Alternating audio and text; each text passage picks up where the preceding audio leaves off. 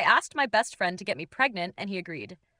However, now he suddenly feels distant and cold for some reason. I always imagined that my life would follow a more traditional timeline: graduate, find my soulmate, marry, and then start a family. But as I neared my 32nd birthday, I found myself in a different place: single, ambitious, and yearning for something more profound than my career as a marketing manager. The ticking of my biological clock grew louder, urging me to take control of my future. And as I stared out at the bustling streets of my city from my cozy one-bedroom apartment, an idea began to blossom. I had always wondered if I could raise a child on my own. My parents were supportive, and I had a good job. Sure, my apartment was small, but I longed to fill it with the laughter of a child. The problem was finding someone who shared my vision without the complications of romance that traditionally accompanied parenting. Then I thought of Scott. Scott and I had been friends since our university days, a bond that had grown through countless late-night study sessions, shared meals, and adventures. He was everything I admired: athletic, intelligent, and kind. We had a camaraderie that was rare, and I cherished our friendship deeply. But could I take this leap with him? After weeks of contemplation, I finally decided to propose my unconventional plan. I invited Scott over for dinner one evening, my heart racing with excitement and anxiety as I prepared the meal. I tried to focus more on the pasta and wine than the important conversation about to unfold. "Scott, can we talk about something important?" I asked, my voice steady despite the butterflies fluttering in my stomach. He looked up, curiosity etched on his face. "Sure, what's up?" I've been thinking about having a baby. I want to be a mother," I blurted out, my heart pounding. "And I was hoping you would consider being the father." For a moment, silence filled the room as he processed my words. Then his expression shifted from shock to intrigue. "You mean like a co-parenting situation?" "Yes, exactly. I want to raise a child, but I don't want a traditional relationship. I trust you completely, and I know you'd be an amazing dad."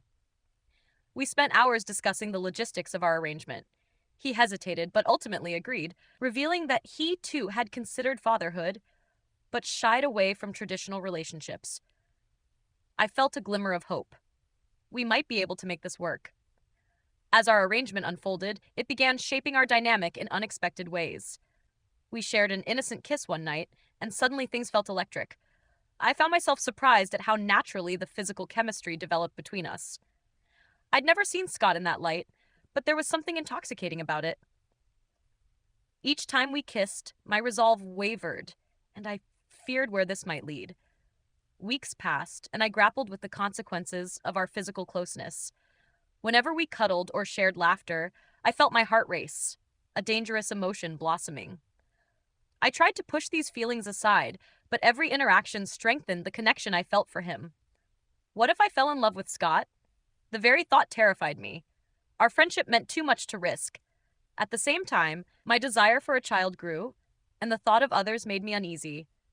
I turned to him as my anchor, but found myself caught in a web of complicating emotions. I confided in my mother, Elena, who always hoped I would find true love. I could tell she would disapprove of my arrangement with Scott, viewing it as a deviation from her dreams for me. Despite my mother's potential disappointment, I felt empowered to forge my own path. Then, one fateful evening, after another exhilarating kiss, I realized I had to confront the reality of my situation. I took a deep breath and told Scott, "I think I'm falling for you.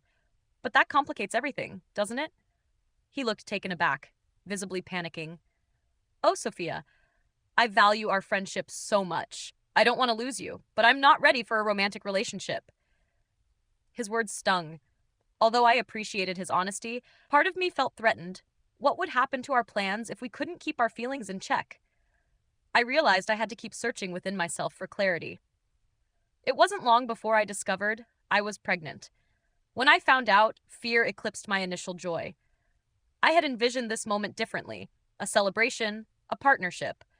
But here I was, uncertain of how Scott would react. With my heart racing, I invited him to my apartment, the weight of my news heavy on my shoulders. "Scott, I'm pregnant," I said, trying to keep my voice steady. His eyes widened in shock, and I saw a whirlwind of emotions crashing over him. "Are you serious? This changes everything." Silence enveloped us as the weight of implications settled in the room. Would he still want to fulfill our agreement, but in a different capacity? Could I count on him to be there for our child, even if we weren't a couple? As days turned into weeks, I realized I needed to be honest with myself and with Scott. I processed my feelings while preparing for motherhood and the challenges it would bring. I confided in Mark, Scott's best friend, hoping he would shed light on my emotional quandary. "You're playing with fire, Sophia," he remarked over coffee one day. "You're falling for him, and you know it. What if this blows up in your face?" His remarks resonated, yet I couldn't ignore my connection with Scott. He supported me, and as my pregnancy progressed, our bond deepened into something beautiful. Then one evening changed everything. After I shared my worries and fears, Scott opened up saying, "Sophia, I care about you. Being a dad, I want that. But our friendship is so important, I don't want to ruin it. Do you think we can find a way to navigate this? Because I can't ignore how I feel," I confessed, the vulnerability hanging between us.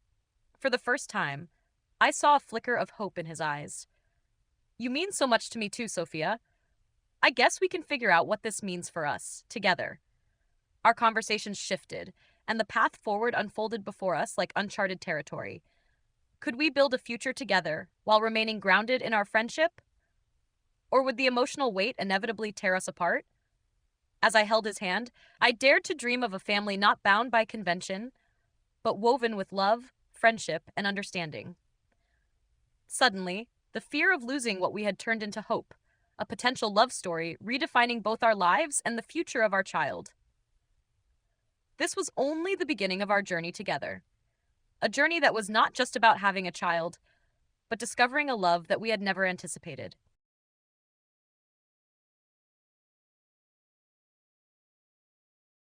When I was a child, I had a single Barbie doll, a cherished gift from my grandmother. Her long, flowing hair shone like golden silk, cascading down her back. Barbie became more than just a toy. She was a companion, a confidant, and the keeper of my childhood secrets. I dressed her in different outfits, taking her on imaginary adventures in the back garden where she would explore the realms of my imagination. I loved her dearly, and I guarded her with my life. I remember the day, just before my final year of high school, when my friend, Elena, came to my house. She brought along her younger sister, Sasha, who was bright-eyed and filled with youthful curiosity, despite the shadows of hardship that loomed over her family. The reality was that they had been struggling. Their family of 10 lived a modest life, often just scraping by. I admired Alina's resilience. She seemed to carry the weight of her family's struggles on her shoulders, always looking after her siblings with unwavering love. That day, as we laughed and shared stories, I noticed Sasha quietly looking at my Barbie, who sat on my bookshelf. Her eyes sparkled as she reached out, longing to touch her. I could see the envy mixed with awe dance across her cherubic face. Just for a fleeting moment, I imagined what it would be like to have a Barbie of her own, a beautiful doll that she could love and cherish, just as I had. Suddenly, a pang of empathy struck me. Here I was, a girl on the brink of adulthood, preparing to leave behind my childhood. I had been planning to take Barbie with me to university, but in that instant, I wanted to offer Sasha something special. So before I could overthink it, I took a deep breath and said, "You can have her, Sasha. Just promise to take good care of her." The joy that erupted in Sasha's small face was a sight I would never forget. "Really? Thank you," she squealed, clutching the doll close to her heart. I watched as she cradled the doll, looking at her as if she had just received a treasure. I felt a mix of sadness and happiness. My beloved Barbie would have a new home, where she would be cherished once more. I whispered, "Make sure you take care of her," as I handed her the doll. Fast forward 5 years. By then, I was in university, navigating the challenges of adulthood and missing the simplicity of childhood. One day, I received a call from Elena, and her voice was heavy with something unspoken. "Can we meet? I have something to tell you," she asked. I sensed the gravity behind her words and agreed to meet at our favorite cafe. As I sat across from her, the weight of her demeanor unnerved me. She finally spoke up. "Remember that Barbie you gave to Sasha?" My heart raced, fear creeping in. "Yes, of course. Why?" Elena looked down at her hands, tears pooling in her eyes. When we got home that day, our mom saw it and she was very upset. She said it was a disgrace, as she put it. She took Sasha's new doll and tossed it in the trash. A wave of disbelief crashed over me. What do you mean? She threw her away? I could hardly process the words coming from her mouth. Yes, Elena said, her voice trembling. She said that it was inappropriate for Sasha to have such a doll, especially given our family's situation. She didn't understand why we'd accept something lavish from someone else. Mom didn't even give us a chance to return it to you. I felt the ground beneath me crumble as her words sank in. My beloved Barbie, my childhood companion, was gone. But why didn't you tell me? You could have just returned her to me. I cried, my voice breaking. I wanted to, but Mom wouldn't hear of it.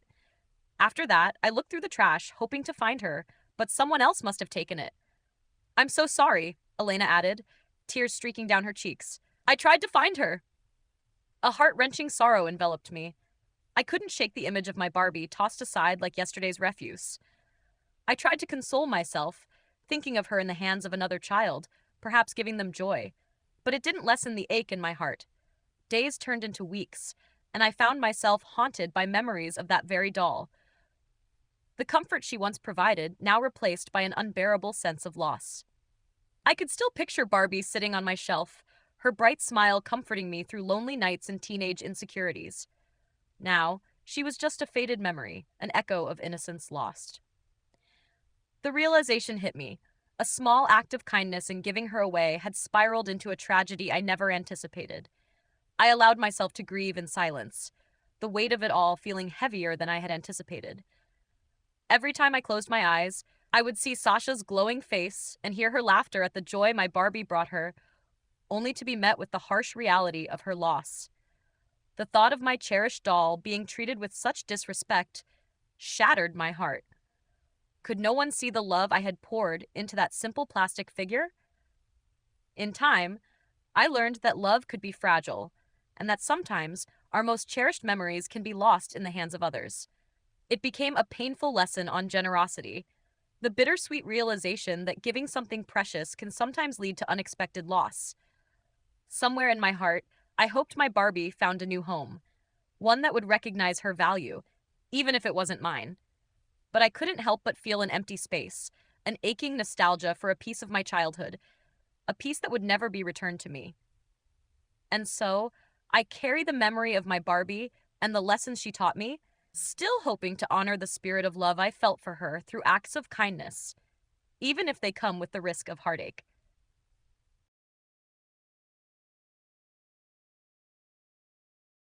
Oh my God, girls, you won't believe what happened to me. Honestly, I still can't wrap my head around it, and it feels like I'm living in some awful movie. But I guess I'll just start from the beginning because you need to hear the whole thing. So, you know how Alex and I were perfect, right? At least that's what I thought. Ugh, I was so stupid. He had this whole thing about getting a motorcycle. I swear, the way he talked about it, he'd go on and on about how we'd ride together, the kids in a sidecar, like we were in some happy, carefree movie. And I fell for it. Hard. He looked at me with those big, dreamy eyes like I was the center of his universe, and I thought, this is it. This is the guy. My king. Can you believe it? My king. More like a con artist. I'm so mad at myself because deep down I knew something was off. Like, who gets a motorcycle when they can't even afford to pay for it? But of course, Alex worked his charm. He had this whole fantasy laid out, and I was so desperate to believe in it. He made me feel like we were building this beautiful life together. And I, like an idiot, actually thought helping him get that stupid bike would bring us closer. So what did I do? Yeah, I took out a freaking loan. A loan. On my name, with 2 kids to feed, in a foreign country, and no one to help me if things go wrong. You know that little voice that says, don't do it? I ignored her because I thought love was stronger. And now look at me. The moment he got the bike, everything changed. Everything.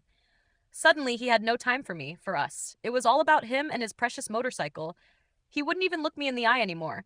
And when I asked him about the loan, I'll take care of it later, babe. Yeah, later, my ass. The worst part? He's not paying a single cent back. Not 1 cent. So guess who's stuck with all of it? Me. Me, working 2 jobs, barely sleeping, trying to hold everything together for my kids. While he's out there, probably cruising around without a care in the world. I can't even describe how that feels. The betrayal, the anger at myself for falling for it. And I thought, maybe, just maybe, I could ask his mom for help. She's got money, right? But oh my God, the shame. I couldn't do it. I can't bring myself to beg the family of the guy who screwed me over. How humiliating would that be? Every single day now feels like a battle. I'm exhausted, running around, doing everything I can to stay afloat, while he's probably living his best life. It's not fair. It's just not fair. I look at my kids, and my heart breaks.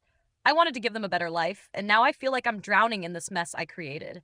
All because I was stupid enough to believe in some stupid dream of a man who clearly never gave a damn about me.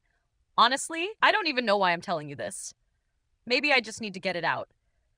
Maybe I need to hear that I'm not the only one who's ever been this dumb for love. I don't know. But I do know one thing. I'm done. Done being the fool. Done thinking love is enough. From now on, it's all about me and my kids. I'll figure out how to deal with this debt, and I'll rise again. But God, what a price to pay for love.